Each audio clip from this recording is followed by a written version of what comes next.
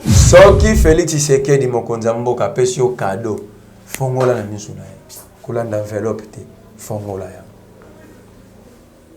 fongola oya kofungula be omemi cadavre mbome elingi yo ba tangu ye adba bimisa be Edika Pen enveloppe ya mwana te Edika Pen ba papa leta ba papa noto ya dossier ba to ba kobima boni na sima na ngwa bimisi miyibi ngam na beng ba miyibi te justice me condamna bango pour détournement des derniers na même dossier na ba Vital Kamerhe dossier 100 jours. Félix a donné l'image de combattre la corruption, de combattre le détournement ya biloko ya l'État. Sur otambo la kisa mona batie ba panneau minene tika moyibi kanyaka biloko ya l'État mais boni ya bimisi bato ba yibi mbongo ya l'État. Au monde enveloppe cadeau apesi ba Congolais. Ah Edika Pen papa l'État na sima lango abimisi miyibi. Quelle image pour la République. Yiba Torobi Misayo. Si vous caméra tika les points pour dossier 100 jours. Félix Alamou qui n'a pas aïe, boson anda ngainde alpha p omega. Bato ana boko mona na sona ki molonge bango balongo le bilamba. Na ki malili balati tri kwa le bobima ba osani. Abimisi bango pour la nini que le président explique aux Congolais. Quelle est la raison, la motivation réelle?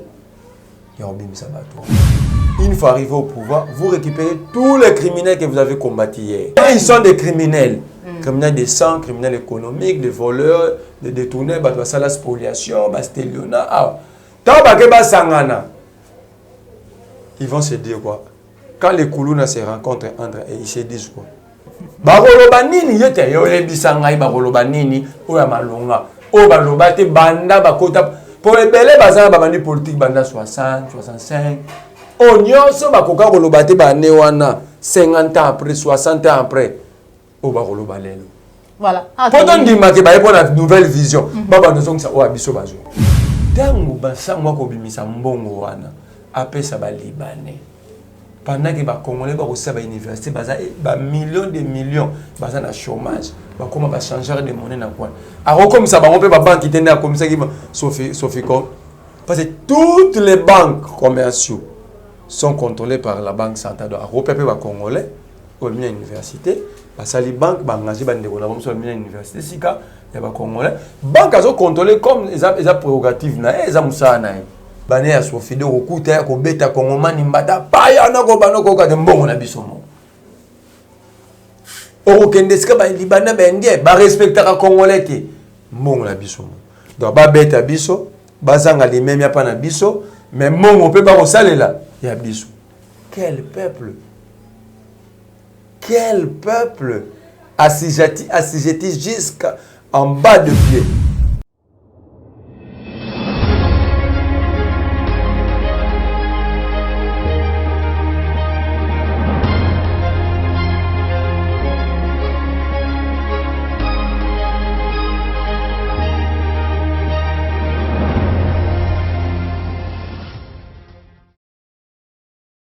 Vous allez venir il y a la chaîne de vérité plus tard télévision bote na bino ipagnon sur Zouami boboto na mabota na bino joyeux anniversaire na bagnon sur mabota milelo et là je vois Anouchka Ilunga botama ila mona yo ma sœur nzamba batela yo ba isela yo sous belé au joie qui était année précédente et puis Samila yo cette année pour une année de plus dans ta vie. Voilà bande balandi ya plus tard télévision la chaîne de vérité merci pour la confiance na bino merci na bolingo vous allez renouveler na kati la chaîne de vérité pe na maman Joël pour continuer que s'abonner au link na senga rabino massivement pour ne pas rater actualité surtout politique ya mboka na biso République démocratique du Congo te lelo nazali na sengo ya koyamba pona bino mwana mboka Merlin Vuvu oboyebi ete maman Joël na salara nazaka mwana mosala na bino donc na mimela bino toujours batu oyo osepelaka na link na bango ya kopesa makanisi na maitali mboka na biso to solola maitali banque centrale du Congo où finalement les lois congolais bazali konyo comme awa ba fonds pour na ko sala ba commerce ezalité maezali belé na maitali misolo mekasi banque centrale congolaise na biso et défisa ba libanais mbongo ba libanais ko ba travaillera awa na Kisasa et belé na bango ba défend mbongo o ya biso ba kongomani mbongo ya contribuable congolais ya mundu tokosola na mwana mbuka Merlin Vuvu mukolo lelo mais kasi tokolobela pe lisusu maetali union sacrée lelo Moïse Katumbi chapo zali kokutana na mokonzi ya mbuka po ete basolola maetali baposte lolenge toyokaki oyo alobi esengeli azwa boye oyo aye na cahier de charge oyo alobi boye tosolola yango union sacrée kwa boutir na nini bien que ndeko akoloba ete ezali biscuit union tokosola yango tokolobela pe lisusu maetali ville province ya Kinshasa tokolobela pe libération ya Edi Kapen, sans plus tarder, na pesi mbote l'invité nanga, mon amboka Merlin Vuvu. Bonjour. Bonjour maman Joël Kombe. Bonne santé.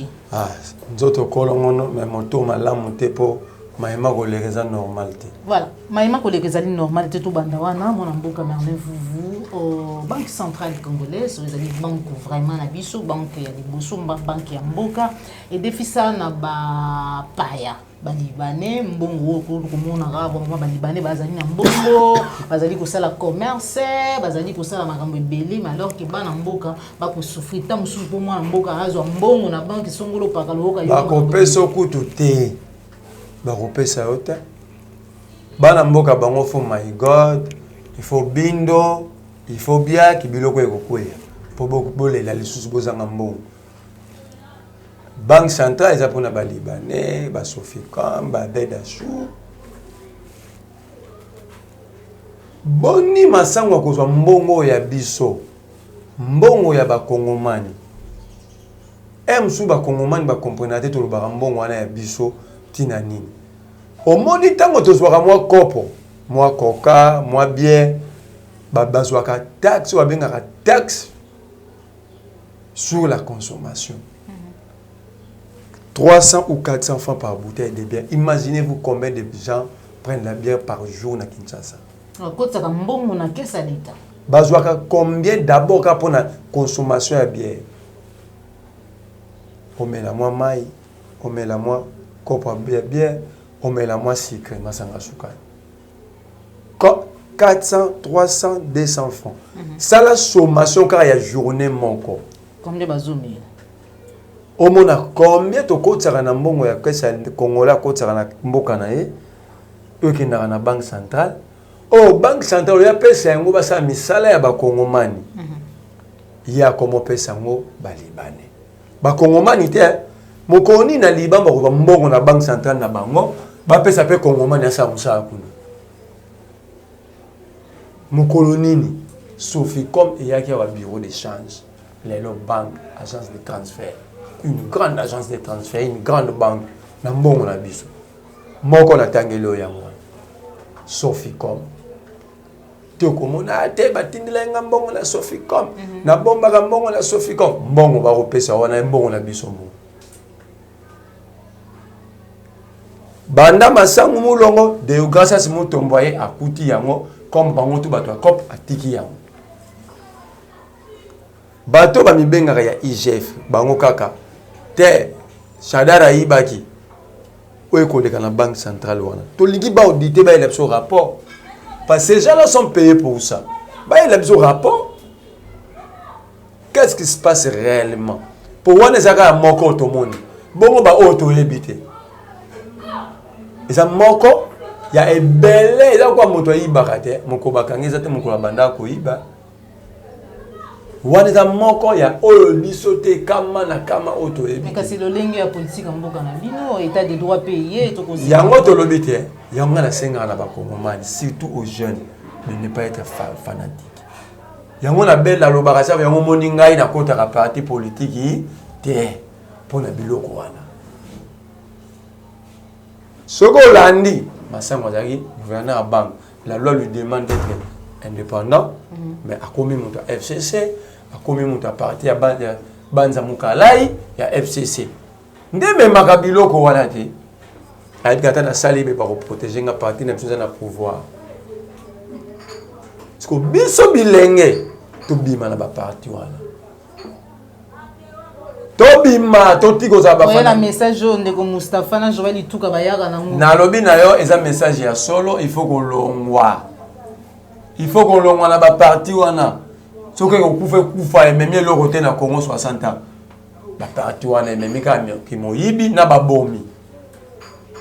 bato bele bana ba parti ba miyibi ba criminel de sang ba criminel économique ba yiba banda kwa l'état il faut ko bima biso ba jeune faut to pesa impulsion mususu image mususu ka biso to ko sala obino bo sa kité soki to ke na ba parti na bango nde bazo kotisa ka ba jeune vision na idéologie na bango ndo mona jeune na elelo mais pas comme quand ça fona que des copes tango Rolanda ya lekaki na partage ali Sembousa aleka na parti Vital Kamerhe aleka na parti ya boy ba pesier image wana kuna mais Merlin yo uza état de droit ezate na koya place wana okokopa que état de droit ezate tango basango ko bimisa mbongo wana apesa ba libanais pendant que ba congolais ba kosa ba université ba millions de millions baza na chômage ba koma ba changer de monnaie na quoi a comme ça ba on peut ba banque tende comme ça qui Sofico bano ba ko bima na économie na ba université na IPC na INEKI na ba IPEN partout na ba IEC ba ko ba changer de monnaie à cause de monter besoin mbongo bossa na 10 15 nous la banque nous allons surveiller vos activités beaucoup ma pe monnaie. Parce que toutes les banques commerciaux sont contrôlées par la banque centrale. Donc, à Peuple congolais, au milieu de l'université, parce que les banques, engagées dans l'université, il y a des congolais. Les banques sont contrôlées comme les prérogatives. À cause de ça, on veut voir clair sur ces dossiers-là. On veut voir clair. Et puis, tu as voilà. Na biso mama Joël eleki makamunyo seza pasi bakongomani bakosabo ata mama wateka ndunda subvention même ya activité artisanale to ko sala monter mais nous avons l'argent à donner aux Libanais mais mama kambuya FPI ya na bina yote et kaka boy je vis des marches Jean Lisengo ba FPI Jean Lisengo ça c'est encore pire 10 millions de dollars il y a redevance minier dans le commerce extérieur. Attends, na biscuit ni yote. Aza kuna yango mone loko batba ko mona ngama be loko na obengi lango biscuit nyo yango wana. Vous pouvez pas combattre pour le changement.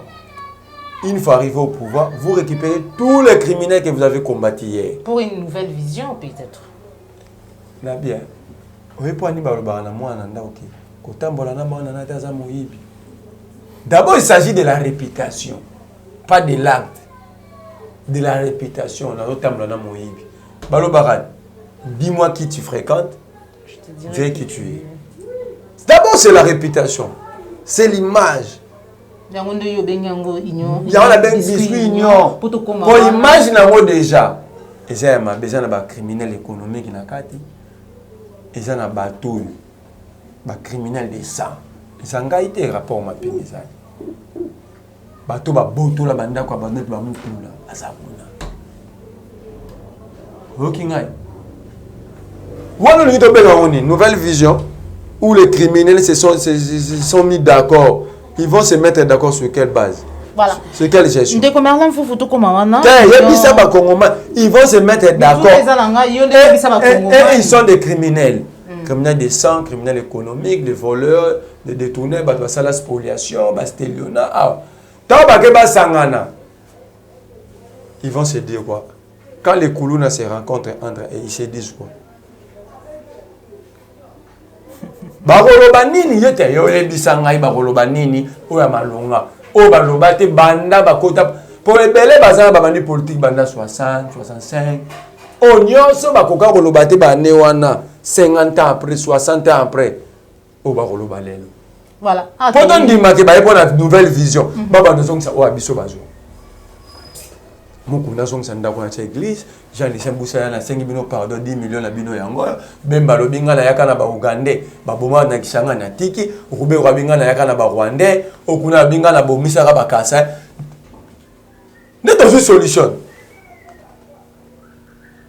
kaka babenga o mote babenga ni susu kaka bango na bango bakeya Deuxième rencontre entre Mwanamboka Félix Antoine Tshilombo Tshisekedi na Moïse Katumbi Lisusu bayaki bayambamaki na Jean-Pierre Bemba bazongaki toyoki keno yaki na cahier de charge bako menacer kolongwa union sacrée soki Maman Joël Kombe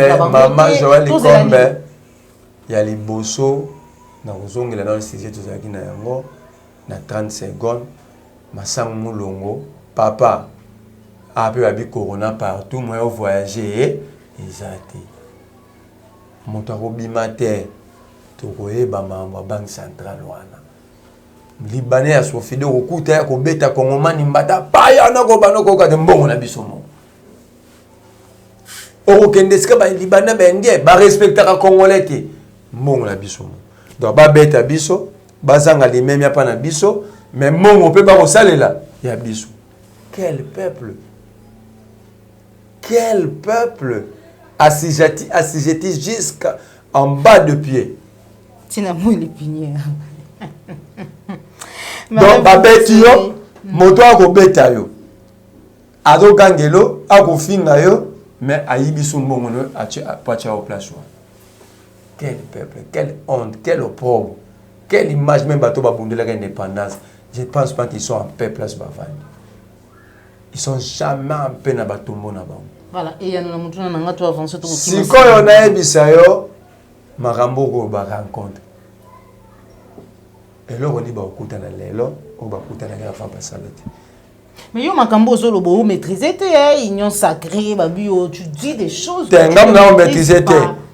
Ngam na tinde kamita toi tweeter que cahier de charge de moi saboter na ba ingra na ba tribal. Ngai. Tant kamita toi tweeter poa. Mais allez vous me dire c'est papa ngam na ko maîtriser le côté tweeter poa. Tant le tundu la tweeter. Alors que il faut aussi un peuple pardon tout le dynamique nous faut gérer les mots. Il y a 2 jours. Ngai ka mona ki na c'est papa ngam na to maîtriser le côté tweeter lenga boy. Tango moindo nzangi oya ki na pétition pour que ça bureau mabunda pour tout le baké sikoyo union sacrée komi ya solo pour bureau mabunda pays majorité de koto muto yaki na moindo nzangi nana Emilia Rubé ko na débat minemu moindo nzangi te tango alobike faut vendre ba sur la pour au basaki avant et ça na base légalité ngai pe comme na yaki na ko maîtriser rien moindo nzangi loba na bango boy.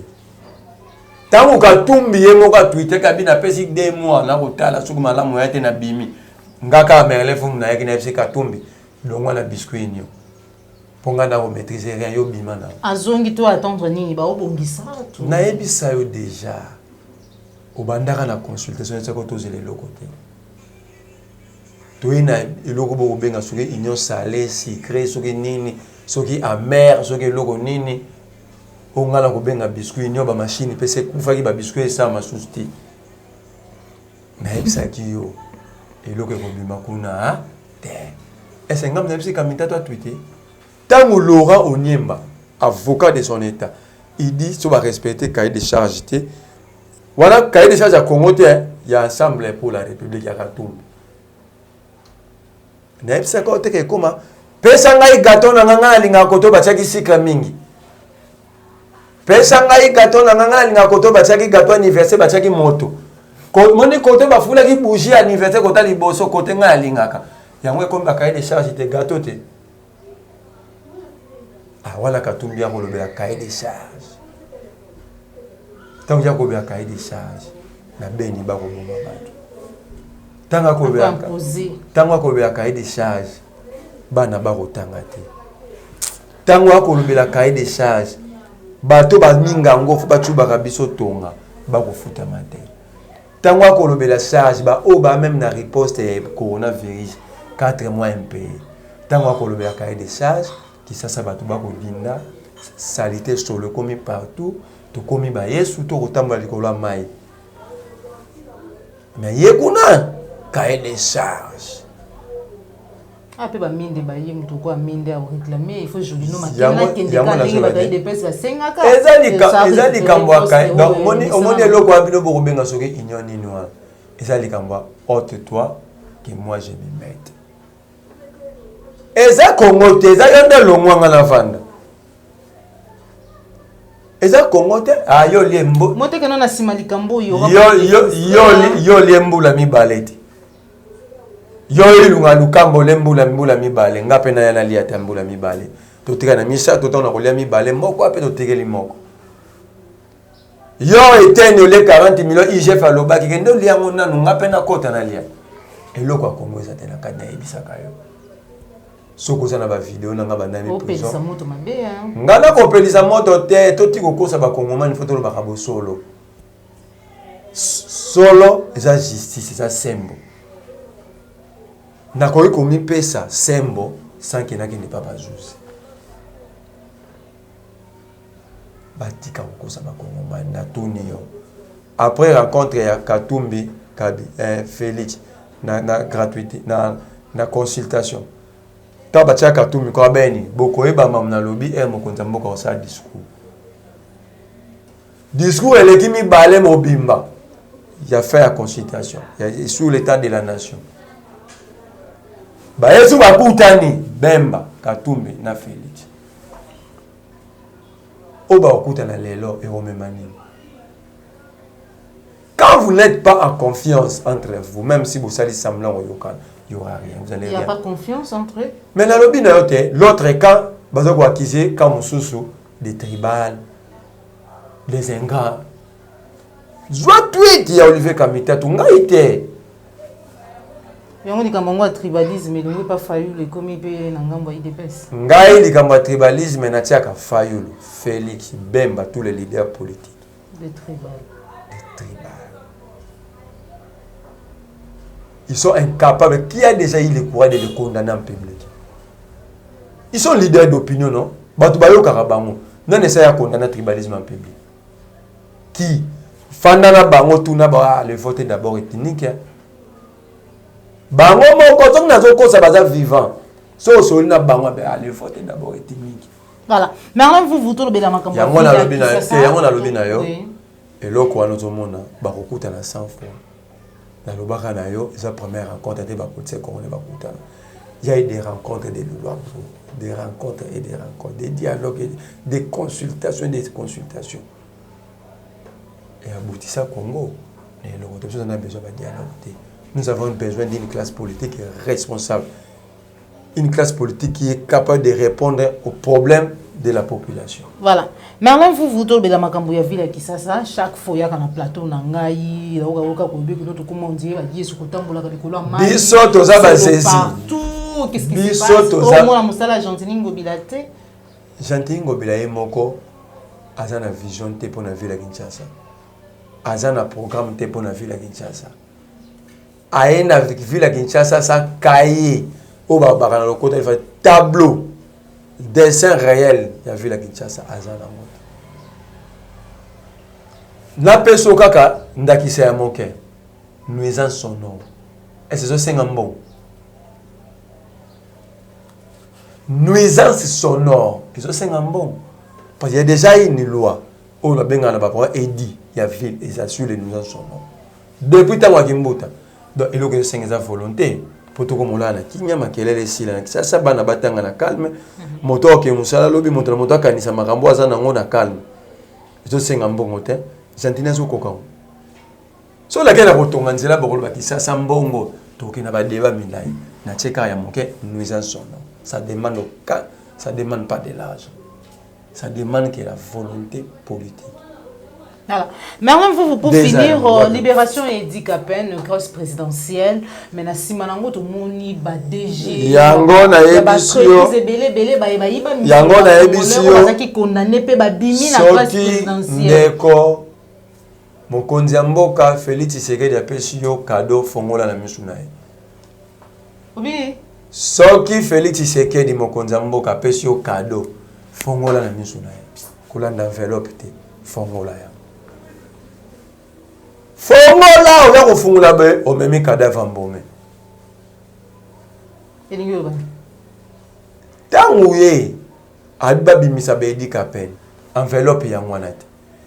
Dikapen papa leta papa no to dossier ba to ba kobima boni na sima na ngwa bimisi miyibi ngam na beng ba miyibi te justice ne condamna bango pour détournement des derniers.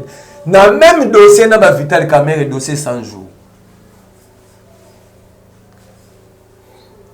DG Sokok, na kombone koki mangai, Benjamin Wenga ex-DG OVD.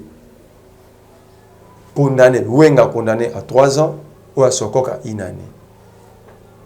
Tout côté dans débat il y a équilibre et il y a condamnation parce que bakanga ba on a même infraction. Mais la condamnation équilibre déséquilibre les côtés. Tout côté à condamné. Baké ko sala o basengaka pouvoir à cassation. Cour à cassation on y habite. 5 à 5 ans. Mais vous comprenez. Bah condamné on a 3 ans ou à 1 année. Babité ba conseiller biso to ken na cour de cassation. Dernier niveau de justice pénale na Congo. Babi oh miyibi. Yo, ba pesa ko mbula misa to kuna yo monya ngolo kuta 5 ans. Yo ba pesa ko mbula moko monya lokuta 5 ans. Donc Félix afanda bia bazuzo to bazoba. Allez bobima. Wande cadeau ça qui na. Est-ce que l'ordonnance tout pe na la grâce ou l'ordonnance est-ce que ba kombo na bango ezala? Yango na lobi na ezala te. Ça c'est pas le problème. Le problème c'est que il y a ce qu'on appelle la morale de la société. La morale de la société. Félix a donné l'image de combattre la corruption. De combattre le détournement et biloko à l'État. Sur le tambo la kisa on a bâti ba panneau minene tika moyibi. Kanyaka biloko à l'État, mais boni abimisi bato ba yibi mbongo à l'État. Yango na bi soki bon konzamboka Félix apesi yo cadeau fongola na misu nena kopesa bana kisasa bana Congo toli fongola wana kolera na simate soki fongola te melevu valoba kite fongola ngo wana o ta pesa na enveloppe mombe fongola wana omoni enveloppe cadeau apesi ba Congomani. Ah, il dit qu'à peine, papa l'État na sima lango, abimisi miyibi. Quelle image pour la République. Yiba torobimisa yo. Si ko caméra tekale pour le dossier 100 jours. Pourquoi ba condamner Abdallah, ex-DG RFA? Pourquoi? Il peut détourner mat. Pourquoi ba tiki Fulgence Baramos, même dossier na bato ba samba, même chambre, même condamnation? Pourquoi 2 poids 2 mesures? Pourquoi Batiki Baramos, le DG Foner? Pourquoi Jamal est en prison? Pourquoi? Parce que Bobimi si bat un dossier 100 jours, bo grâce bango. Faut les faire sortir tous. Parce que justice est rendue au nom du peuple, mais exécutée au nom du chef de l'État. Cela veut dire que biso ba Kongomani, ton nimi bato basaki to saki justice na Congo na biso, botika bango. Pourquoi nous finissons ça Congo? Pourquoi nous finissons ça peuple? Pour na nini? Babimi pour na nini? C'est wapi mbongo na biso. Parce que ce que ça dit infraction de détournement de deniers publics, la loi elle est claire. Il faut zongi sa mbongo wana. Wapi ce mbongo na biso. Wapi mbongo ba Kongomani wa notre argent? Mbongo na biso. Mbongo na biso wapi yango? Ba yibi biso ba zuzio biso ba Kongomani to pesi musala baza kwa ba sinzili na biso ba kangire biso miyibi wana ba condamner bango. Félix alamuki na tongo aya boso nganda ngainde alpha pe omega bato wana boko mona na sona ki mulonge bango balongole bilamba na ki malili balati triko ale bobima ba osani abimisi bango pour la nini que le président explique aux Congolais. Quelle est la raison, la motivation réelle? Voilà, Merlin, vous ça fait tellement mal. Mon coup à bouika na Kotoyo masango za mbongo na biso apesa indien. Masango azwa mbongo na biso na banque centrale apesi indien apesi libanais wana a giflé Congolais mabe afinga mabe abenga na libanda mabe na mbongo na biso. Kotoyo ba Congolais ba yibiso mbongo na biso fatia zui bango abimisi bango. So finalement place à peuple na nyonso wana ezawa. Merci beaucoup Merlin Vouvou. Nous sommes arrivés à la fin de notre émission. Là, bah, comme il retrouver Merlin Vouvou au Yakala. oya mikolo te nga pe na bongo wana ki te obongo na ki te mais nga na banga kaka bato belé dernièrement je te yi tout ça là qui moi live moko ya mukuse babi mais Merlin vous biloko ko beta ka oyo putango ko zongela ka Félix via za kuno nora za kuna na bina obo na lobi na répondre ki dernière question iko sa malamu te bazo bref année omoni ke na koloba mais to kozana na kulutu na asa démocrate longa na lingela ka yango Matondo, voilà. Merci beaucoup. Mais tant que Félix, qui a prêté serment de garder, de protéger, de sauvegarder la République? C'est lui, hein. Alors, ce que vous voulez dire, voilà. Merci beaucoup, Nayo, Merlin Foufou, pour nous répondre. Dans ce cas, Sengi, bon déconnecter tout le cas, c'est des béton. Ce que le gars béton, lobby au point de Rolobane, tu es tout le bagage béton. Mon konzambo kayoana. Soit tu vas me faire ce qui va konzambo kabami baleto misato. Comme ça, mes sous t'obite oye. Voilà. Merci beaucoup Merlin pour votre communication émission na biso matondo pour répondre l'invitation na biso numéro ya téléphone puis message ngai pe na tondi botondi ndenge oboya kateko ya ngai pona ko loba pona mboka na ngai numéro na ngai zali plus 243 89 31 20 022 plus 243 89 31 20 022 message à mon cousin un message à mon cousin ba kongomani to telema botala mboka oyo babengaka Haïti place ezali sans connaître de guerre likolo ya ba crise de légitimité et mauvaise foi ya ba homme politique Haïti a 200 ans d'indépendance botala place ezali biso lelo na ko beta kelelo awo to komi na 61 ans botala place tozali na avant indépendance qu'il est là et là que bongwani ezate aki ezate autolaxer na bana biso ngonga yango yo tozwa courage na biso to mise en charge to kende ko luka développement na liberté place evandi na makasi tozwa yango.